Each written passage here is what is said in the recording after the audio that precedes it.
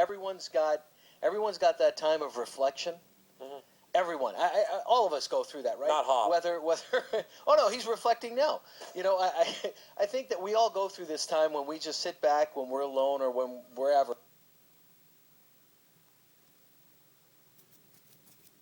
I think we all go through that, and I think these people go through that too. Yeah. You know what, and I know we already talked about this, but I said that I didn't want to know this, but I think because if I'm wondering about this, other people must too. If a guy's got a 200-pound mass, first of all, what's the mass made out of? You know, this was a particular. It was I call it what the pathologist called inflammatory tissue. This is what it is. Whenever we get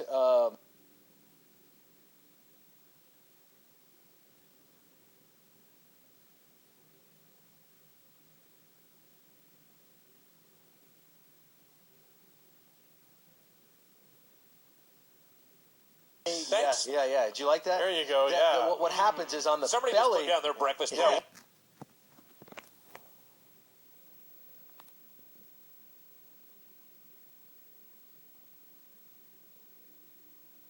And bigger, and it gets this big ball of just waxy kind of tissue that just gets bigger and bigger. To 200 pounds of it? And it can be massive. It can keep growing, and then you get a bunch of other ones at the same time. Right. So now you get all this going together. You being you, now you look at that as a medical challenge. Yeah. Anybody else looks at that as, Yeah. How? I mean, honestly, how do you attack? Do you just take it out in slabs? Do you just slice a bit and take it out? Yeah, I just you know, what I do is I go for where I think the biggest blood supply is going to be. I always go for the blood supply. If you can get to the blood supply, you sound like a vampire right now. Yeah. No, it feeds off that. The tumor feeds off so you're blood, cutting it off at its source. This first thing. Absolutely, that's what I do.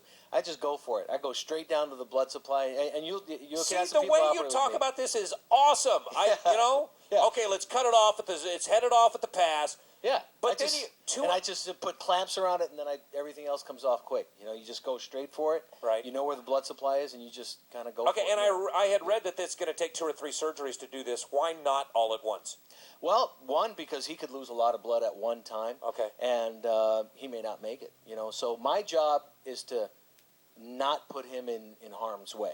Yeah. Even though I tell him that he's going to be in harm's way. Sure. So I try to not do that for him, and I just know the only way I can do that is if I do it in stages. So we did stage 1 last year. We did stage 2 recently, and I don't think he needs stage 3. He's done. Oh, man. He's totally done. And cool. Okay, it's Friday. You're done. You're probably done for the week. Yeah. Whatever. To sit on your deck, I'm assuming you have a deck or whatnot, and have a glass of wine or something and reflect on doing that for another human being has got to be the most gratifying it's totally thing cool. ever. Yeah, it's pretty cool. It is awesome. I got to tell you, it makes me laugh because it's kind of fun. You know, if people understood that it's not as hard as it really seems. You know, I mean, people on the outside or someone else may make it sound like it's really difficult. It's really not. Yeah. I mean, you know, we did it in a decent time frame. He was able to leave the hospital. He had a few things with the heart. Had some atrial fibrillation, but the doctors that took care of him, not me, the doctors that took care of him did an amazing job taking care of him. Got him out of the hospital so he could have another surgery. Right. Amazing. Yeah. I don't like to exploit people or shine a light on anybody who didn't ask for it. But you tell a guy if he wants to, you going to have him come on a show, you come with him. He's a good dude. I would really. Yeah. I mean, seriously, I'm just inspired because this guy is a hero too. Yeah. Can I tell you what this guy agreed to do? This guy, we got called by a production company in England. I think it was a Discovery Channel, and they have a production company that they send out and do these things, right? You probably know that more than I do. So they sent this production company out from England, and this guy cooperated with them, did everything they needed to do, and he was strong enough to do everything. They filmed him because they're doing an episode on bizarre bodies, and he is one of the featured guys on there. Right.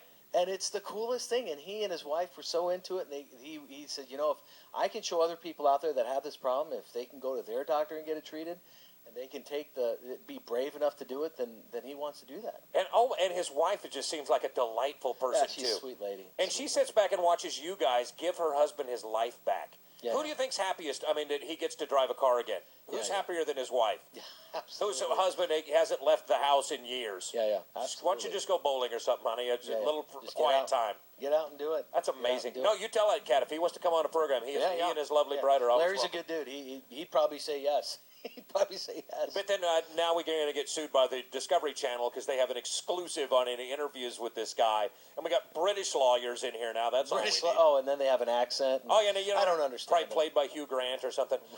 We are going to take a break. We got 15 minutes left. That's that Merle Haggard thing is really a load off my mind. I didn't want to stress about that over the weekend because the more stuff we try to put together for this kid, the more cost prohibitive it was becoming.